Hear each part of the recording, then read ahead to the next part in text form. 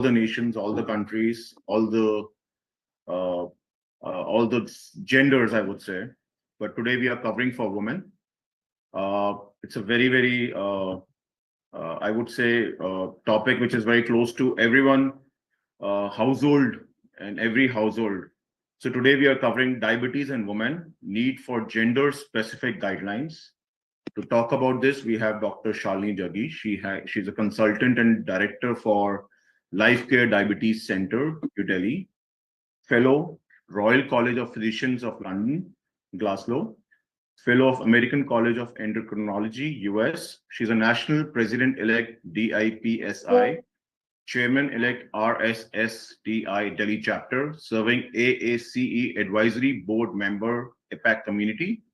She's a chair, Diabetic and Mental Health Interest Group, Diabetic India, ex-National EC member RSSDI 2018 to 2022, recipient of RSSDI Women Diabetologist of the Year 2023, ACP India Community Service Award 2024, National Fellowship of RSSDI 2016 and Diabetic India 2017, National Diabetic Award Initiative Award for 2017, DEAR Academy Digital Diabetic Award of Excellence in Diabetic Care 2021. A lot of awards, ma'am. I believe I'm burning some calories. Good for my sugar, I would say. IHW Council Silver Award for Digital Diabetic Management 2021. She's a faculty and tutor for Cardiff University, UK, and she has contributed over 65 publications in reputed national and international journals with over 45 chapters in textbook. Over to you, ma'am. Thank you so much for giving us this honor to listen to you for all the knowledge you will give me. Thank you. Thank you so much, Mr. Saurabh, and many thanks, CMAAO, for this opportunity. A very good morning to all the doctors who are logged in today from different corners of the world. And as we celebrate International Women's Day today, I think I chose this topic specifically to focus on a topic which often we acknowledge but ignore.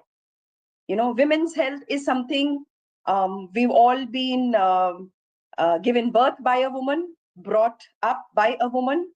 We all have wives or mothers or sisters, daughters all around us, and their health is very important to the well-being of our society.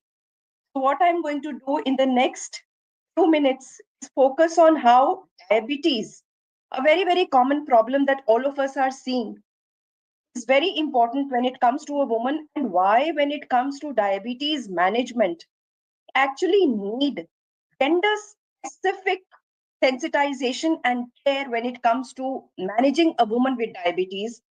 Very often, you know, most of the guidelines, global guidelines that we have on diabetes management do not really take gender into perspective when it comes to writing out the treatment.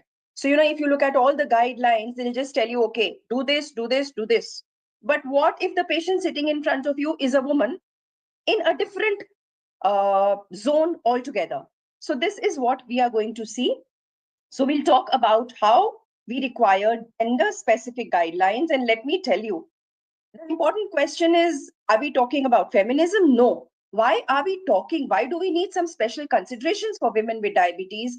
What makes us different from men who have diabetes? Well, we all acknowledge the fact that men and women are equal, but they are not the same. We have differences at every level, right from our anatomies to physiology to biochemistry to pathology and even pharmacology. So is diabetes different in women than men? And this is what I'm going to walk you through in the next 10 to 20 minutes.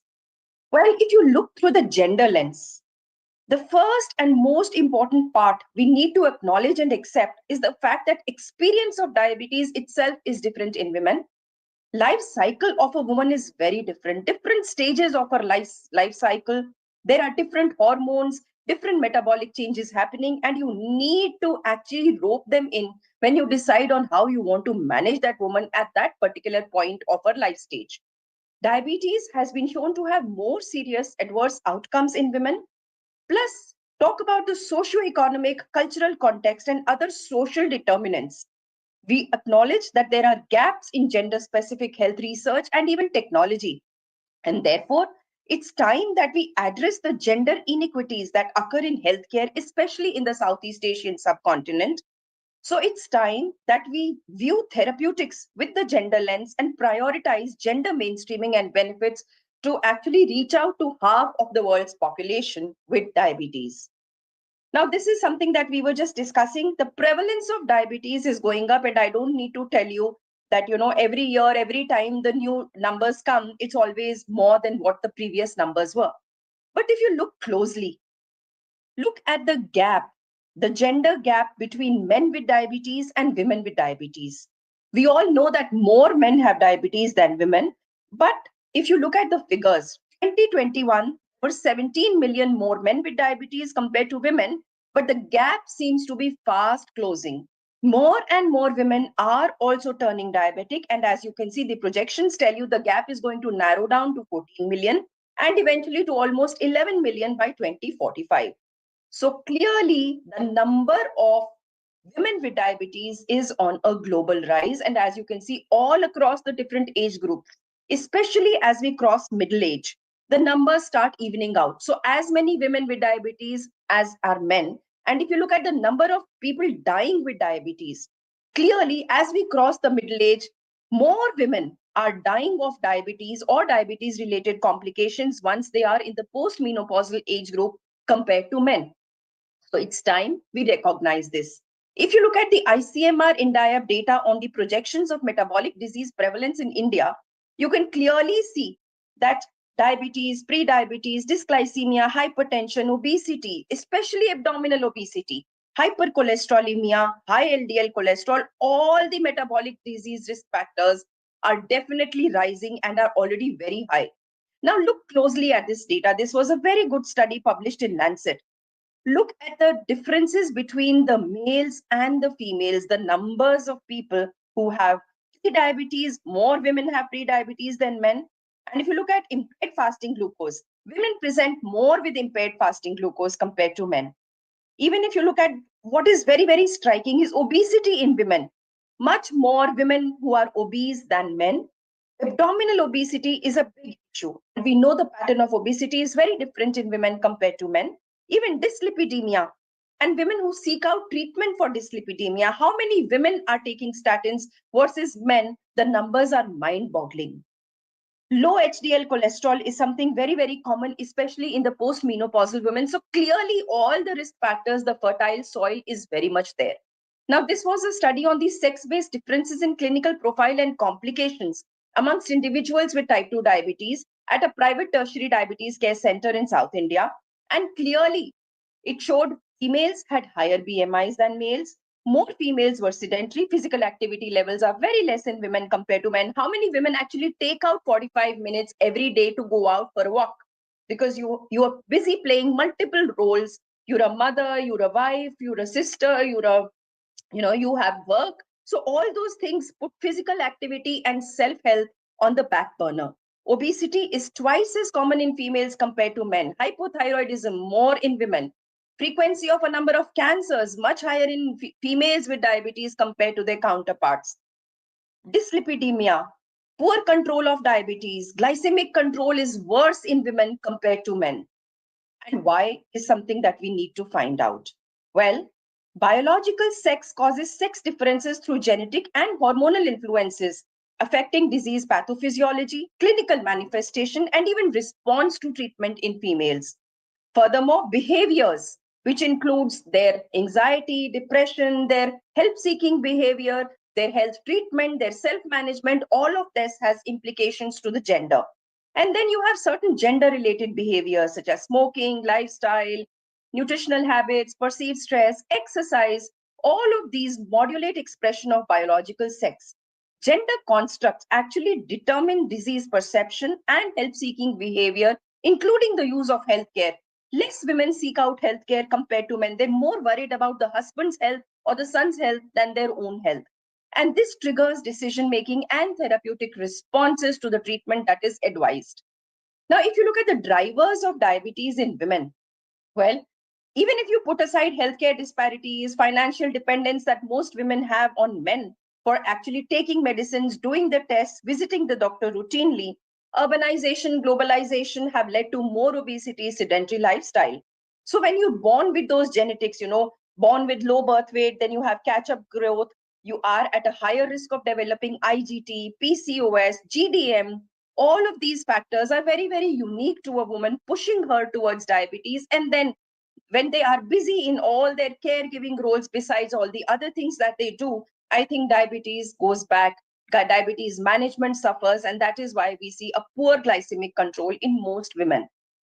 So let us explore on why and how is it different in women. There are sex dimorphisms in body composition. There are some inherent biological differences in cardiometabolic pathways, and I'll come to that in a little while. There are gender differences in attitudes and perception of the patient. And I'll show you some numbers which will actually make us sit up and see why we have missed out this very important point. There are some social determinants of health that need to be addressed. And therefore, we all, as physicians, as doctors, need to actually look at these healthcare based inequities and biases when we have a woman with diabetes sitting in front of you. So when we come to the sex differences, of course, there are some physiological sex differences that we are all born with. So if you look closely, men have less subcutaneous fat and more visceral fat mass. Women have less visceral fat, but women have less muscle mass as well. All of these are disadvantages that women suffer. And when it comes to pregnancy, it is something very unique, which is a milestone in a woman's life, which completely changes things for her. So even the changes are not even physiological, but also other changes that happen. The gestational weight gain, which is a very important risk factor for eventually developing diabetes if gestational weight gain is not taken care of. Women present more with IGT compared to men who present with IFG. Although the diabetes incidence in females is less, but I showed you numbers on how they are fast catching up. Women get diabetes at higher BMIs, whereas men get diabetes as they age. Incidence of obesity is much higher in women compared to men. And we have a lot of women who seem to be metabolically healthy obese, but now we know that this is also a transient factor. And most of them eventually do progress to pathological obesity, resulting in a plethora of metabolic disorders.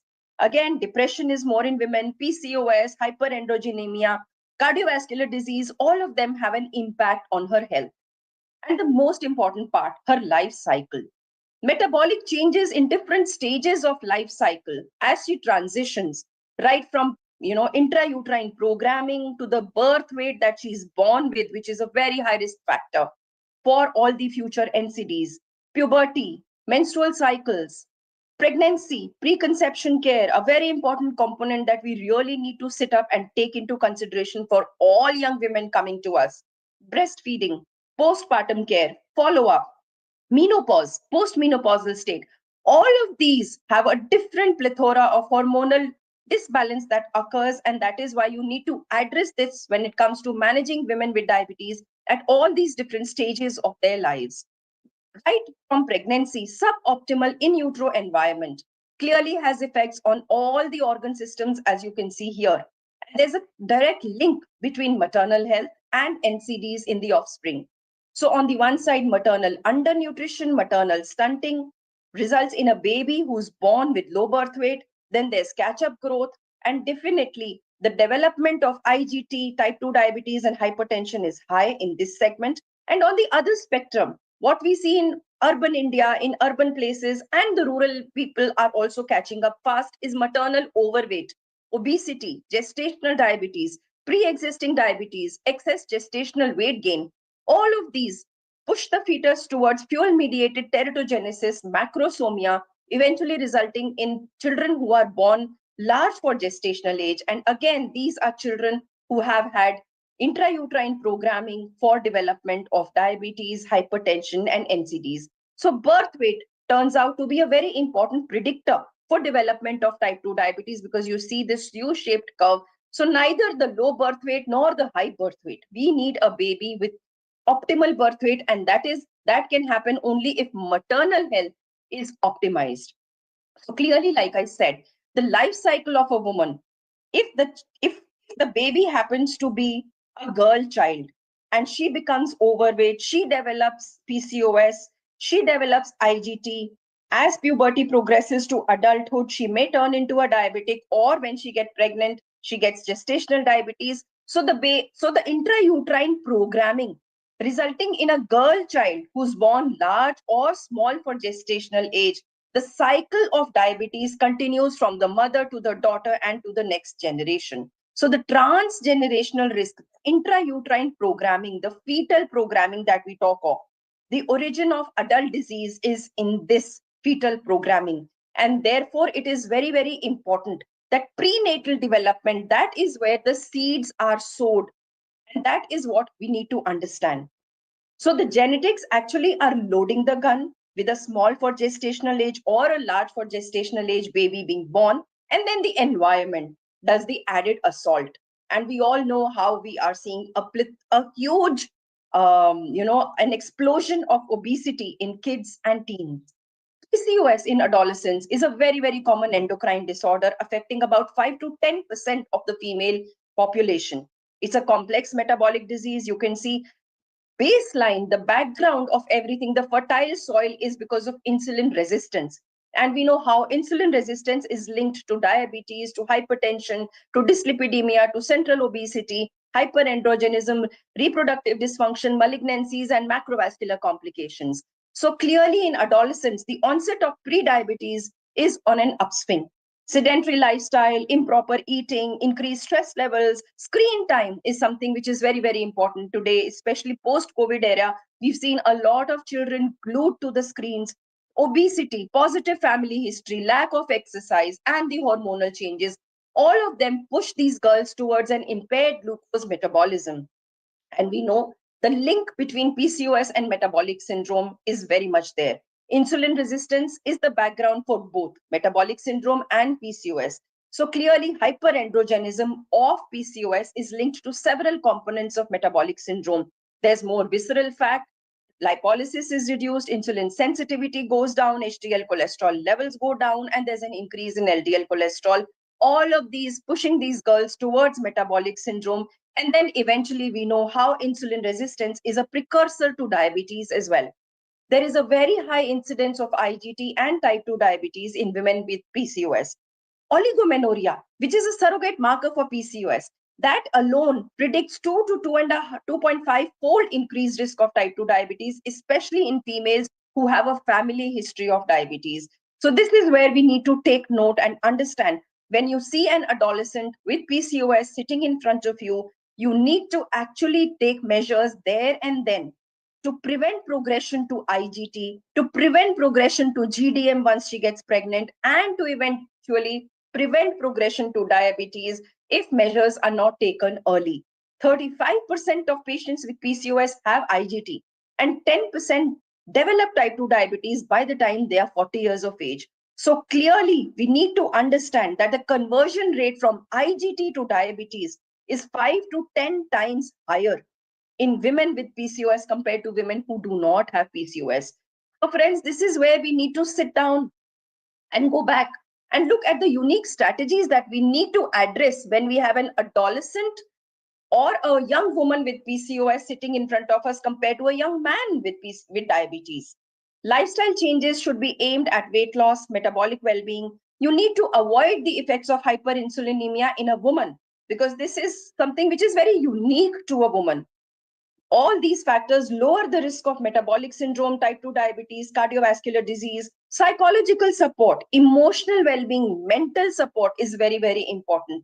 You need to lower the risk for GDM in PCOS girls. Pharmacological management has to be as per the guidelines, as per whatever guidances we follow in our part of the world. But it has to be gender sensitive to this very important aspect because you simply cannot ignore this. Moving on to cardiovascular disease in women. Again, when it comes to heart disease, men and women are not equal. We all think that more men die of heart attacks, but I'm sorry. Cardiovascular disease amongst women is understudied, under-recognized, underdiagnosed, undertreated. And women are so often underrepresented in clinical trials and show you numbers to back that. We need to understand that 35% of all deaths in women worldwide are caused by cardiovascular disease. So clearly, There are major disparities when it comes to cardiovascular disease between men and women. It's time we move away from bikini medicine when it comes to women. Women also have a very high risk of heart disease. However, more likely we are attributing their symptoms to non-cardiac causes, which often results in a delay of medical treatment. Certain risk factors such as diabetes, hypertension, depression exert a greater overall risk for cardiovascular disease in women. However, women are less likely to enroll in secondary prevention programs, they remain underrepresented in clinical trials, and they are less likely to be willing participants in clinical research trials. And we've all seen that. Like I said, CVD in women is often underdiagnosed and undertreated. They'll come with vague symptoms of back pain, neck, jaw pain. We think it is anxiety. We push it under the cupboard. Palpitations. Non-invasive testing is much having less predictive accuracy. There is a higher incidence of silent MIs in women.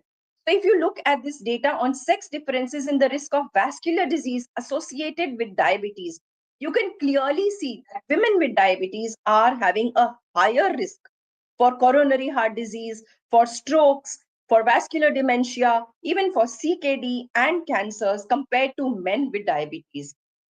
Often we ignore these non-specific symptoms of cardiovascular disease in women, and this is something that has to change. This is data that I was talking about. Underrepresentation of women in cardiovascular clinical trials. Look at this percentage of women who actually have the disease and how many of them are enrolled. We all talk about cardiovascular safety. When it comes to diabetes management, we have trials with, the newer trials coming out with SGLT2 inhibitors, with GLPs, and all the other trials with all the different therapies. But if you look closely, how many women were enrolled in those trials? So, how do we extrapolate that something that is good for the men would be same for women? Because I'll show you some data which will again change your perspective. Now, diabetes increases coronary heart disease risk by 4 to 6 fold in women with diabetes compared to only 2 to 3 fold in men with diabetes. And there are all these women specific risk factors: the hormonal milieu, pregnancy induced hypertension, gestational diabetes, preeclampsia, preterm birth, all of which actually have a very moderate to strong association with all these CVD, all these factors that I'm talking about. This is the Nurses' Health Study, which clearly tells you that the relative risk of MI or stroke goes up as diabetes is diagnosed and women develop diabetes. So clearly, this tells you diabetes changes the cardiovascular disease. And then women lose their normal female protection from cardiovascular disease as menopause occurs and as the hormonal changes occur. So clearly 50% greater risk for CVD in women. 3 to 7 times more women with diabetes are likely to develop or die of heart disease compared to men. IHD and stroke still represent a major cause of mortality and morbidity in women, and we simply think that men have more stroke. If you look at the severity of heart disease, again, if you look at men versus women, if you look at the deaths within 1 year of the first MI, much higher in women than men. If you look at sudden deaths with no previous symptoms, 63% women have a sudden death compared to 50% men. And then if you look at the numbers of within 6 years of recognized MI, percent who will have another MI, percent who will have a stroke, experience a sudden cardiac death, or disabled with heart failure, you will clearly see more women having much higher severity of heart disease compared to men. And that is why way back in 2003, Time magazine actually realized that heart disease is a woman's biggest worry, and it's not bikini medicine. It's not the reproductive system. It is not the breast cancers. Look at heart failure. We all have been talking about the newer drugs for diabetes management. We've talked about heart failure benefits. How is heart failure different in women compared to men? Well, men present with reduced ejection fraction heart failure, whereas women are more likely to develop preserved ejection fraction heart failure. If you look at the highest risk of developing HFpEF, clearly female gender is a very, very important risk factor for incidence of preserved ejection fraction heart failure. I talked about strokes. Clearly, diabetes in women is associated with an increased risk of strokes. So women with stroke will appear to become more severely ill following a stroke, and these sex differences have profound implications for effective prevention and treatment of stroke. Again, diabetes, The excess risk of stroke associated with diabetes is significantly higher in women than men, and it is independent of the sex differences in all the other major cardiovascular risk factors. So, friends, clearly, if you look at the risk factors for cardiovascular disease, of course, the well established risk factors of diabetes, hypertension, dyslipidemia, obesity are definitely there. But you need to acknowledge the sex specific risk factors: menopause, gestational diabetes, hypertension in pregnancy, preterm delivery, PCOS. All of these increase the cardiovascular risk in women. And then you have some under recognized risk factors: socioeconomic deprivation, poor health literacy, environmental risk factors, abuse, psychosocial risk factors. It's time we acknowledge the effects of these risk factors, which is very, very crucial to understanding and preventing cardiovascular disease, especially in women with diabetes. I showed you, if you look at the major cause of death for females, it's not breast cancer, it is cardiovascular disease. So, again, let's step back and understand that it's prudent to keep cardiovascular prevention in mind when managing women with diabetes. And the strategy here, when you write out your prescription for diabetes management for a woman who has type 2 diabetes compared to a man, is to avoid drugs that can cause CV harm because of their increased risk compared to men. And therefore, it's important and prudent to prescribe drugs that offer cardioprotection. Again, the dual burden of malnutrition and obesity. Look at the numbers of metabolic syndrome. All these studies have clearly shown that women are gaining more weight. Changing lifestyles, pregnancy, menopause, reduced physical activity, and unhealthy eating patterns and choices are to be blamed besides the genetic. If you look at the prevalence of generalized obesity, this is data from India, ICMR INDIAB study, clearly showing you north, south, east, west. More women are obese than men. Even before the clock starts ticking earlier in women, even, when they are converting from pre-diabetes to diabetes, even before they become pre-diabetic, you can clearly see the Western New York study showing you that there are sex differences in endothelial function. So, the biomarkers of endothelial dysfunction, E-selectin, ICAMS, fibrinolysis, PI1, all of these have been shown to be increased in women who develop prediabetes compared to the controls. So, definitely the clock starts ticking much earlier for women than men. Again, if you look at the pathophysiology of diabetes, abdominal visceral adipose tissue is more strongly associated with insulin resistance in women than men, and obesity and metabolic dysfunction in women reduce the inherent sex hormone protection from cardiovascular disease. So, as a woman progresses from normal glucose metabolism, they take a longer duration to develop type 2 diabetes. So, they are in that dysglycemic pre-diabetic zone for a much longer time. They have a greater deterioration of cardiovascular risk factors than men. And as they start gaining weight, we know our subcutaneous fat stores are much more. All the weight initially goes into subcutaneous fat stores before it starts spilling over to the visceral adipose tissue. So they need to gain much more weight than men to reach the same level of abdominal visceral fat. And therefore, women have a stronger association of abdominal visceral fat with insulin resistance than men. And eventually, possibly, they have more adverse cardiovascular, cardiometabolic consequences of gaining visceral adiposity than men, putting them at a higher risk. Pregnancy, something which is very, very unique to a woman because she is the one, her body takes the brunt of a pregnancy. Complications of uncontrolled diabetes, I don't need to go. Congenital anomalies, if glucose levels are not controlled in early pregnancy, and then if she gets gestational diabetes or develops diabetes or dysglycemia as pregnancy progresses, polyhydramnios, stillbirths, fetal macrosomia, difficult labor, metabolic complications, worsening of complications in pre-existing diabetes. All of these factors put preconception care at the forefront. Pregnancy has to be planned, especially in women who are obese, who have PCOS. The risk of gestational diabetes is much high, and women who have pre-existing diabetes, a review of all medications for diabetes. So when you have a woman who is in the reproductive age group, it is important we sensitize her to this. A girl who gets diabetes at an early age needs to be counseled on the risks of an unplanned pregnancy, especially when glucose levels are not on target, to have better maternal as well as neonatal outcomes. So, education, physician directed medical care, screening for complications, all these concepts of preconception care have to be woven into our management of all women with obesity, diabetes, metabolic syndrome. Insulin, safety of medicines before and during pregnancy is very important. So you cannot really prescribe the same anti-diabetic agents that you were prescribing to men, because in pregnancy we know that most of the oral drugs are contraindicated. Of course, in India, DCGI has recently approved metformin, but then metformin also crosses placenta.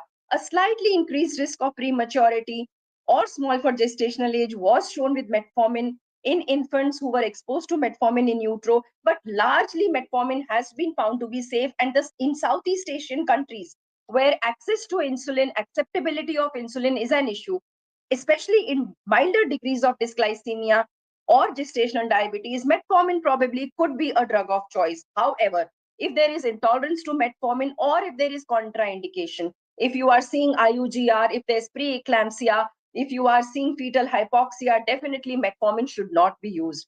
Of course, insulin remains the gold standard for pregnancy. It is safe, it does not cross placenta. Of course, regimes need to be individualized based on the glycemic profile of the woman.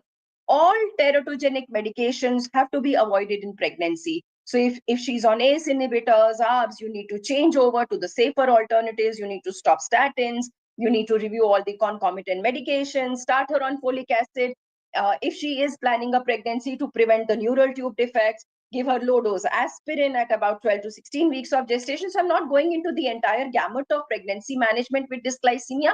But what I want to talk about is a woman in the reproductive age group. Many times pregnancies are unplanned, you know, so you need to sensitize these patients, especially all these high risk women have to be told very clearly that an unplanned pregnancy is a red flag for these women because of all the adverse maternal and fetal outcomes that are associated.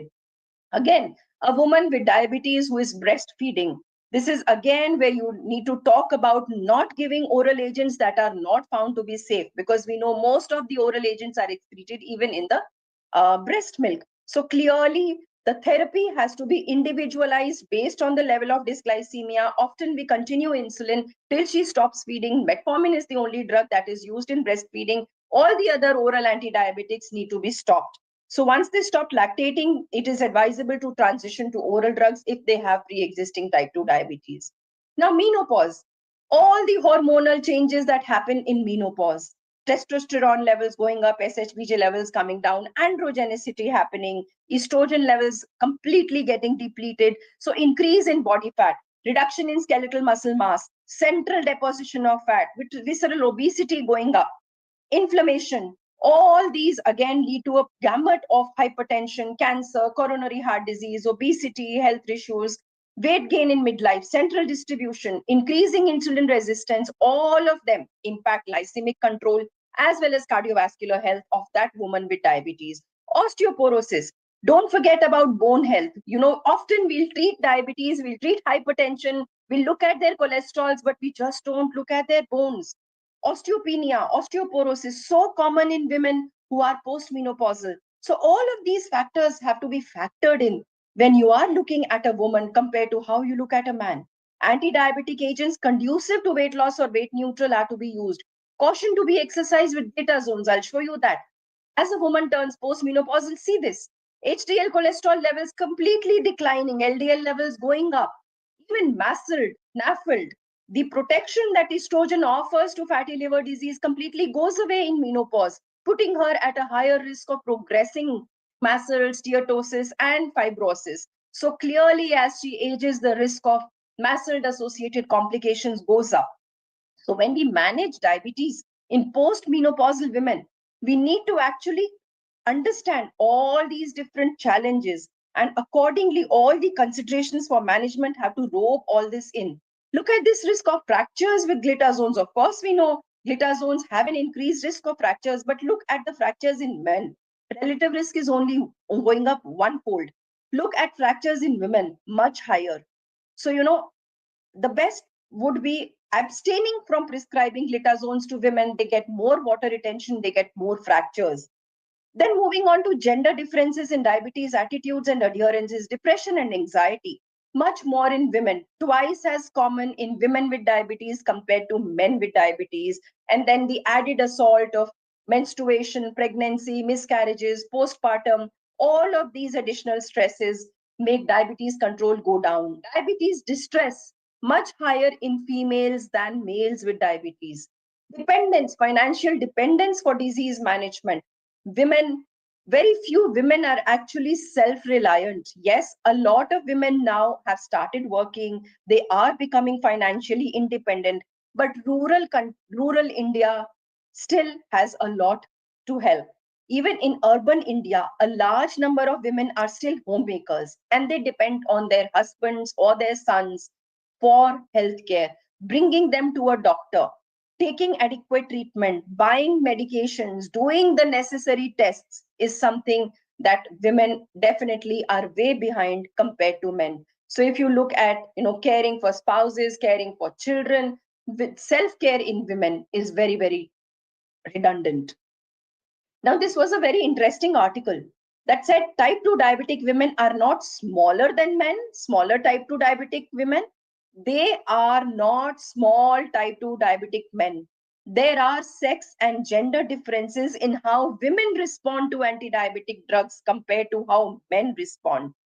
And even complications, microvascular complications, neuropathy, nephropathy, much higher in women compared to men. Worsening of retinopathy in pregnancy. How many of us often look at the retinas during preconception or when the woman comes to you in pregnancy? This is something that we all need to rope in into our diabetes management for women. This was a very interesting article that talked about the gender differences in cardiovascular outcomes with SGLT2 inhibitors and GLP-1 receptor agonists in type 2 diabetes. We're flooded with the newer agents for diabetes management. So, three primary CVOTs with SGLT. We've all heard about empagliflozin, dapagliflozin, and canagliflozin. All the three trials showed a significant reduction in MACE and heart failure outcomes. But if you look closely, the reductions in MACE happened in men, but not in women. However, if you look at the 7 CVOTs with GLP-1 receptor agonists that we looked at, they demonstrated a significant reduction in MACE in both sexes. So clearly, what led to this is something we still need to find out. Was it because of inadequate statistical power, because of underrepresentation of women in CVOTs, or does it really reflect a true gender difference? It still remains to be established. So, if you are looking at reduction in MACE as the primary reason for prescribing an SGLT2 to a woman, well, data actually goes contrary to that. Women did not really show a significant reduction in MACE compared to men with SGLT2 inhibitors. And this is still being explored, and maybe we will be wiser when we have more data coming in. What happens to adverse events, side effects with anti-diabetic agents? Well, more women come with adverse events than men throughout body organs and drug classes, especially gender-specific reporting rates, especially with the newer drugs, SGLT2 inhibitors, GLPs, and even glitazones are much higher in women. Women dominated the reports of class-specific adverse events with newer agents, more UTIs and GTIs reported by women in SGLT2 inhibitor category compared to men. Women getting more edema with glitazones compared to men. Women presenting more with glitazone-induced fractures and hyperglycemia in insulin users, more in women than men. What are the genders differences and barriers that women face in relation to accessing type 2 diabetes care? This was a very interesting systemic review in the Indian Journal of Public Health. And if you look at the personal barriers, lack of time due to caregiving role, women giving less priority to their overall health, lack of education, health problems, socio-cultural barriers, lack of family and social support, health system barriers, failure on our part to provide adequate health information. She'll tell you, I have anxiety, I have palpitations, and you say, oh, you take too much stress. You're very worried with the family. Stop, start focusing on your health. We do not let her understand that maybe it could be a signal of early cardiovascular disease. Lack of sensitization of health professionals towards all these important factors of women's health. unsupportive nature of health professionals. I think all these need to be changed, besides all the common facts that we talk of: economic barriers, psychological barriers, negative outlook, superstition, geographical barriers, financial dependence, lack of insurance, physical activity. Much less women will go out for a walk compared to men. Therapeutic inertia, which is the physician's failure to begin or intensify indicated treatment, very common in treatment of NCDs. And percentage of therapeutic inertia is much higher in women. Clearly, you can see more women are not given intensification of treatment when it is required by us compared to men. So sometimes the elephant is very much in the room, standing in the middle of the room, but we are not acknowledging that. And that is what has to change. So, friends, I think in the last half an hour, I have actually tried to convince you that diabetes in women is different. It is difficult, it is disabling, often dismissed, and is associated with more deaths. So, we need to actually step back and see, do the current recommendations for diabetes management identify the need gaps and unique challenges for diabetes in women?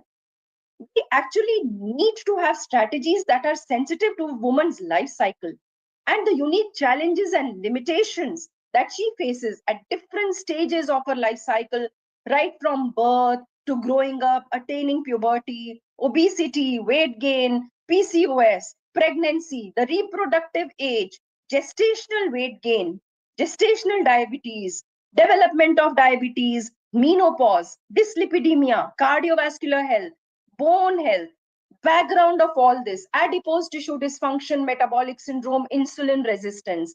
These factors need to be addressed. Do the current recommendations address the psychosocial concerns, her anxiety, all the different factors that I talked of? So if you look at all the algorithms we have for diabetes management, they just put everyone together. You have cardiovascular disease, do this. You have high risk for renal disease, do this. You have established cardiovascular disease or CKD, do this. What if you are a woman? Are we actually looking at that? If you look at all the global guidelines, the gender is completely missing. If you look at this diabetes risk score that we all have been blindly following, given by the ADA, look at this: are you a man or a woman? If you are a man, your risk for diabetes goes up by 1 point. But if you are a woman, 0 points. This is something that probably needs to change, and science is giving us evidence that maybe it is time that all these risk calculators are revised based on all the evidence that has emerged, because we need to tweak the recommendations. If you have a woman in the reproductive age group sitting in front of you, somebody who's planning a pregnancy, you need to follow the preconception, pre-gestational diabetes guidelines. If there is no contraception and pregnancy desired, you need to recommend contraception. You need to discuss preconception care, family planning.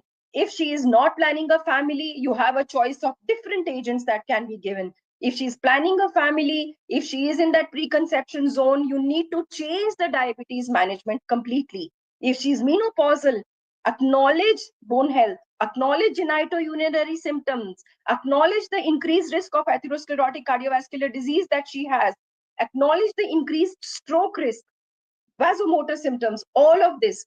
So when you look at any algorithm, it's time that we add on these gender specific risk factors, assess her status, avoid medications that may be unsafe in pregnancy, because I told you a lot of pregnancies are unplanned in our part of the world. Acknowledge her bone health. Medications that increase risk of fractures and cause bone loss, especially in postmenopausal women, glitazones, avoid them in postmenopausal women. GTIs, UTIs, acknowledge that, ask for it, because SGLT2 inhibitors, we're using them left, right, left, and center. So many times I have seen women, who have been given SGLT2 inhibitors, they're visiting their obstetricians regularly for GTI and UTI, because the obstetrician is not primed that this probably could be the reason why they are getting it. So all these factors are very important. So when we have a table that tells us the profiles of anti-diabetic medications and tells you hypoglycemia, this drug is good, this drug is bad, weight, this drug is good, this drug is bad, GI side effects, cardiovascular benefits, bone benefits, all these factors. Why not add a column there for gender and say what is the effect of that drug for a woman, which is different from its effect in a woman. For example, metformin, we know it can induce ovulation. So a woman in the reproductive age group has to be told, that if you are on metformin, ovulation goes up. So if you're not planning a baby, if you don't want to expand your family, contraception becomes very important. GLPs, SGLTs, DPP4s, AGIs, none of them are indicated in pregnancy. So if you are planning a baby, you need to stop these drugs. Again, fractures, heart failure in women, especially postmenopausal women, very high with glitazones. Do we find a mark there in all these tables? No. Again, all the sulfonylureas contraindicated in pregnancy. So I think we need to have those labels there in the guideline recommendations itself. So friends, I would like to end that a woman's life cycle makes her very, very unique. And it is time that we recognize and accept these gender specific differences. And it's time we practice gender specific medicine. We need gender sensitive strategies to deliver quality care to half of the world, to all these women with diabetes through different stages of their life course. And with that, I think I'll stop sharing. And I hope I have hammered the fact home that diabetes management in women has to be viewed from a completely different perspective.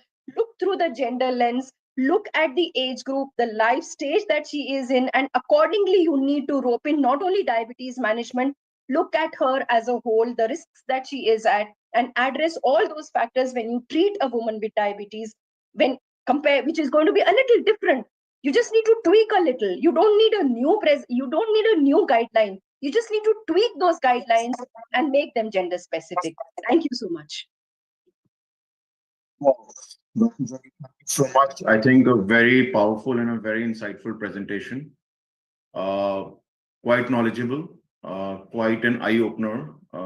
Especially, I think a lot of people in this world is living in illusion, I would say, and especially, I think some of the key points which you mentioned, I think they're they're very knowledgeable, I would say. They're very eye openers. So, with this note, we would like to open the forum for question answers. And I would also like to announce if somebody in the audience who is watching us from Facebook, LinkedIn, YouTube, and everywhere, they want to join for a question answers round right now, they can join in at the Zoom session quickly. The Zoom session ID is 818-8591-1572. I repeat, it's 818-8591-1572. I know there is a little delay, so you might not be able to join till the time the session is over, but if you can quickly join, we have a question answers round over here. Okay, on the audience, anyone with the questions?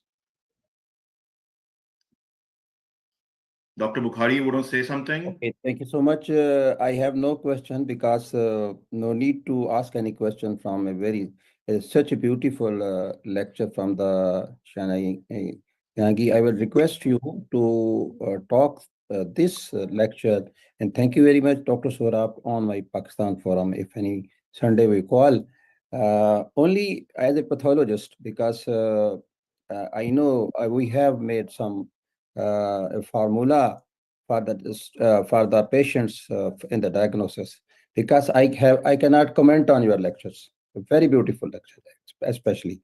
And that is why I am inviting you on the Pakistani forum. If you give me email, and I will next time. Okay.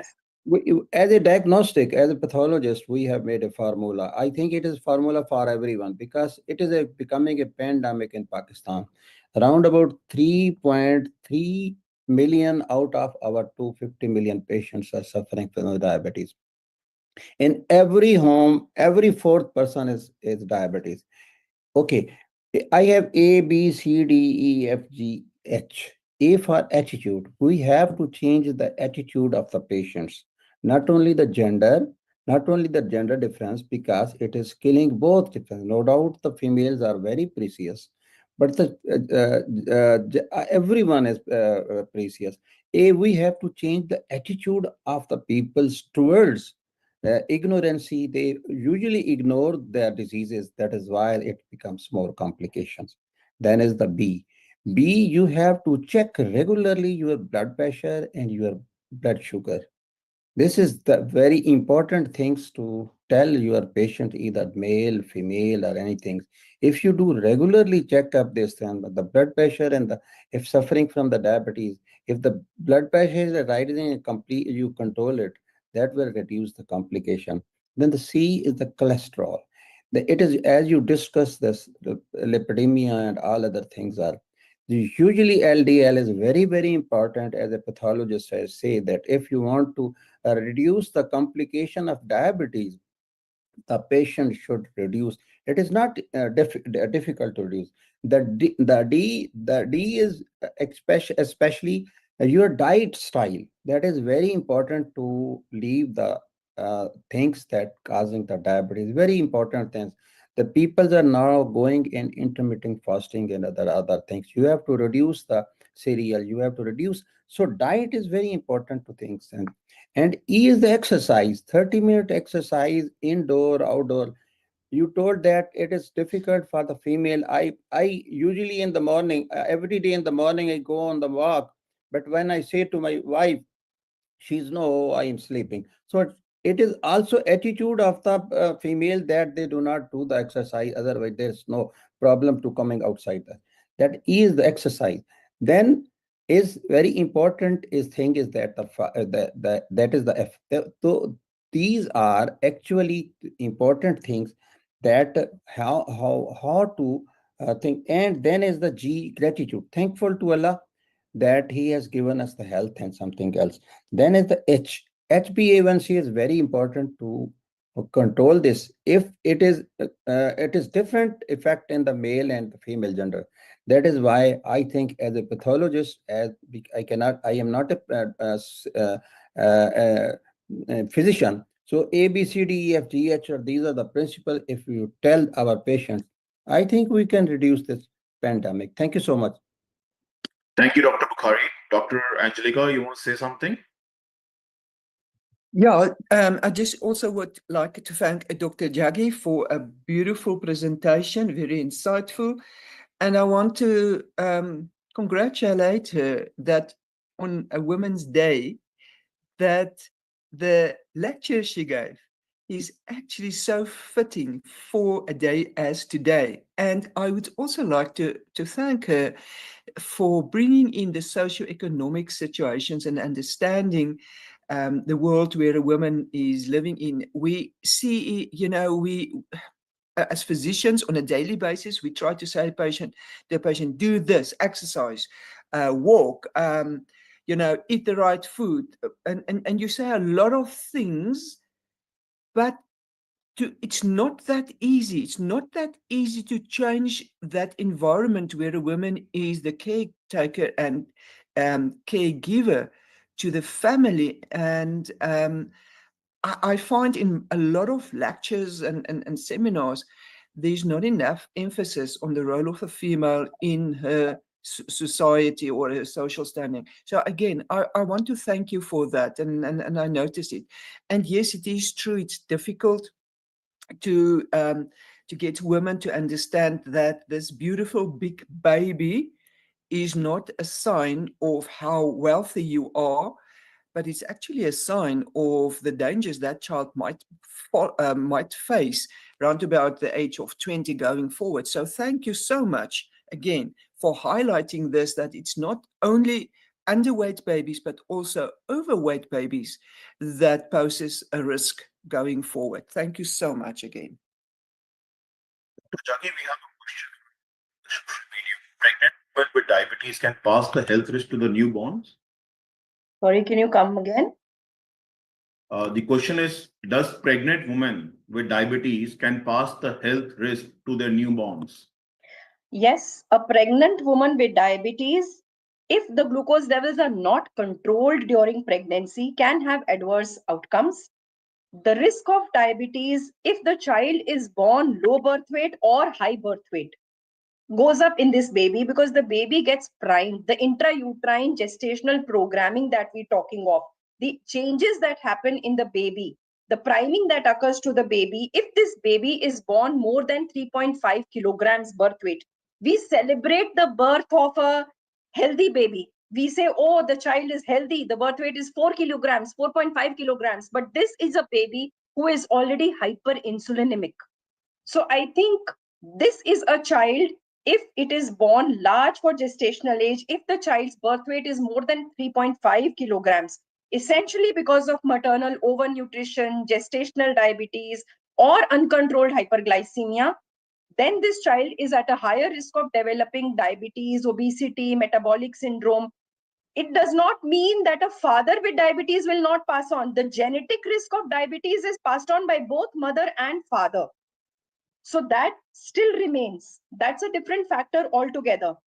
But if the mother is diabetic, early pregnancy, if the glucose levels are not controlled, risk of congenital anomalies is very high. Neural tube defects, sacral agenesis, caudal regression, all of these are much higher. And if she develops gestational diabetes and we do not manage it well, we need very tight glycemic control in pregnancy. If she develops GDM and we do not control it well, the hyperinsulinemia in the baby's pancreas also get primed.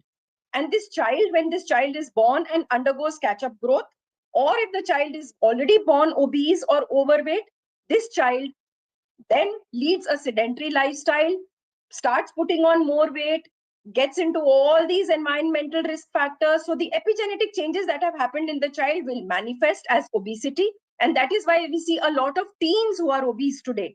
Presents as, PCOS if it is a girl, or obesity if it is an adolescent boy.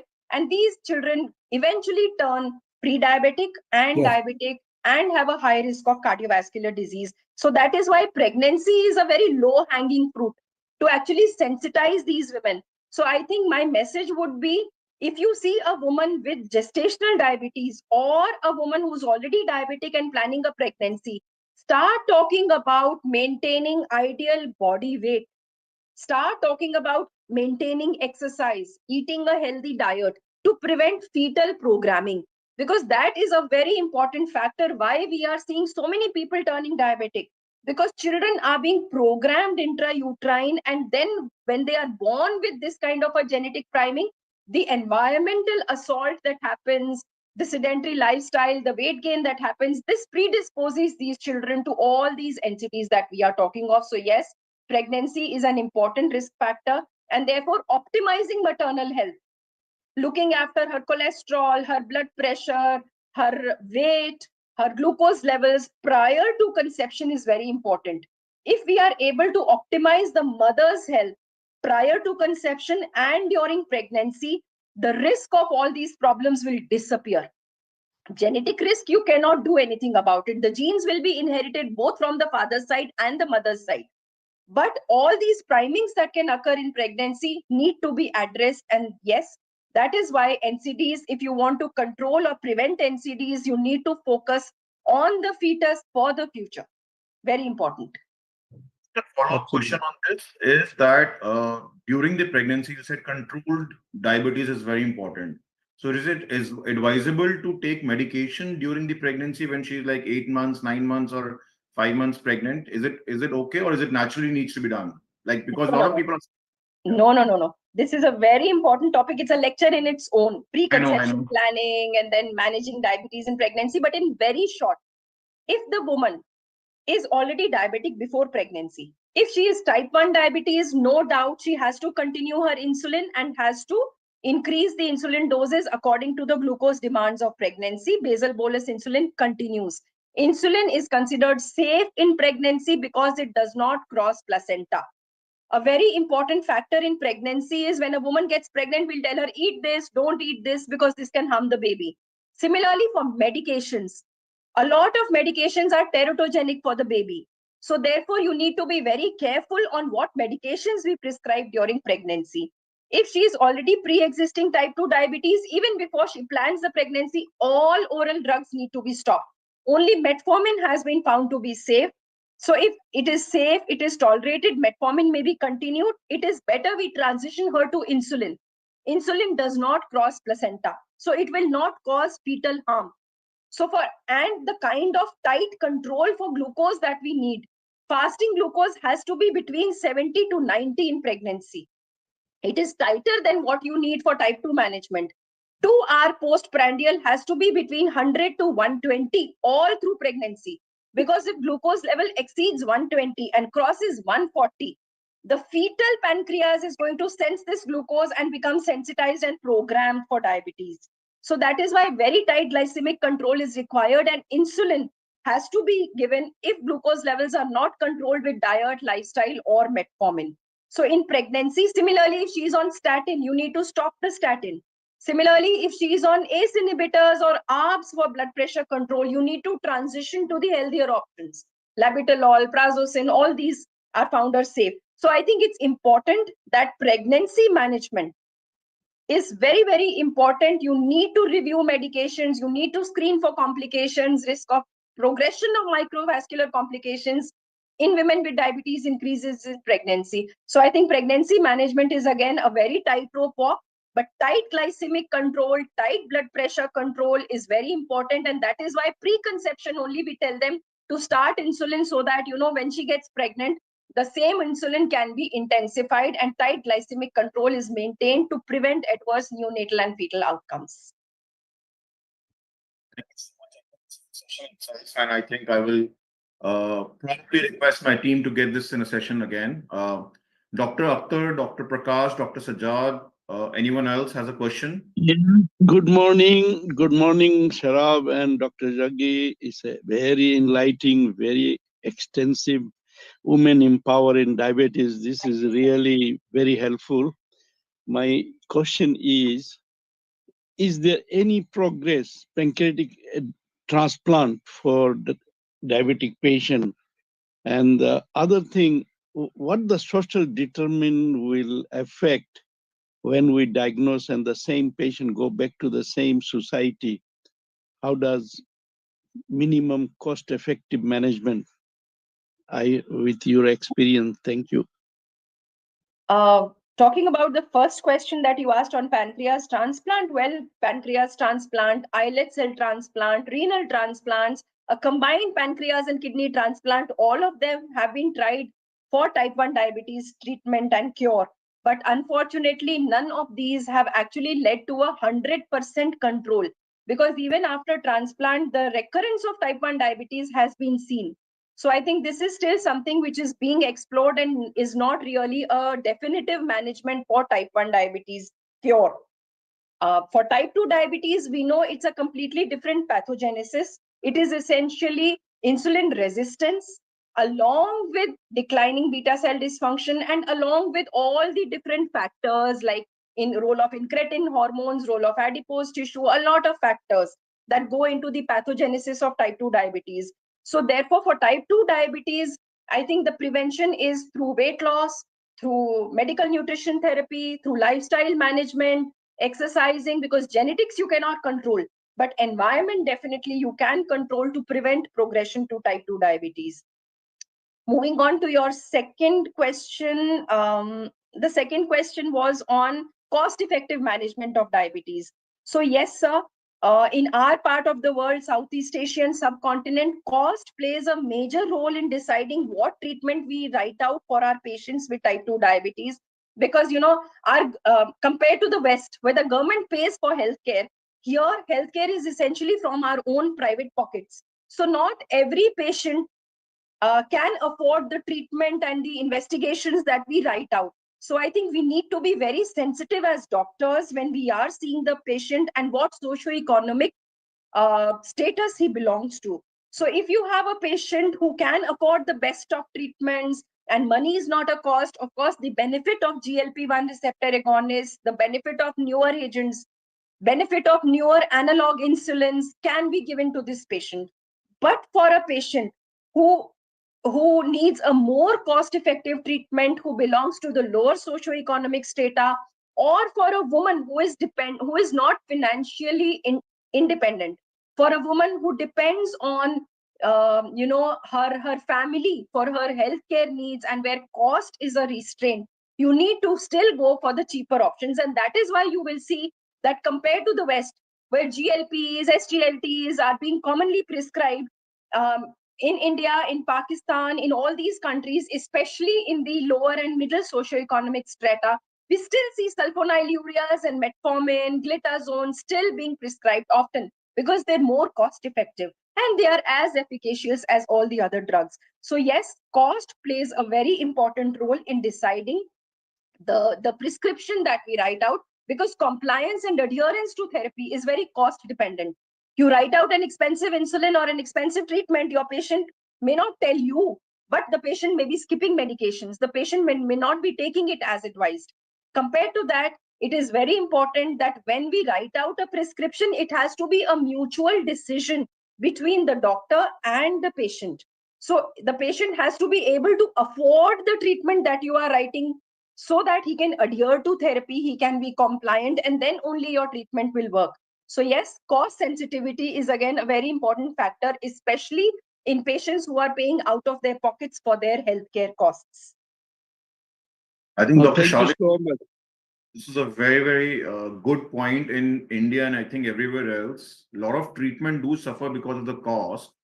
Even for the insurance company, they do cover the hospitalization, but when it comes to a doctor visit, which is almost like, probably less than like minimum 2,000 to 5,000 charge, people do skip that, second follow-up or third follow-up because they don't want to incur that cost, and rightly, because it is not covered by insurance as well. Absolutely. So, even the medication, if it is expensive, they try to find a cheaper version, or they Better probably do alternatives. something which is, True. they just skip the part. So a lot of True. treatment suffer because of the cost part, and I think government should do something where they should include the insurance and everything, like how it happens in the West, where they do co-pay and everything gets covered in the insurance. I think that is an entire ecosystem which will improve not only the health of human, but it will be more of follow-up and more of rigorous checkups which happens.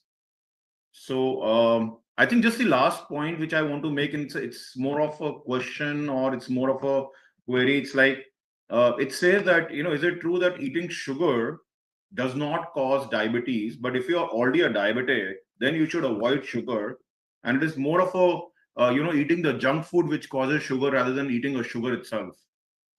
100% true. A lot of times when we diagnose diabetes and we tell a patient that you have diabetes, he'll say, oh, but I don't eat sugar. Or maybe, yes, I got diabetes because I've been having a lot of sweets. This was wedding season, this was festival season, so we binged on sweets and that is why I have developed diabetes. No, eating sweets, eating sugars does not cause diabetes.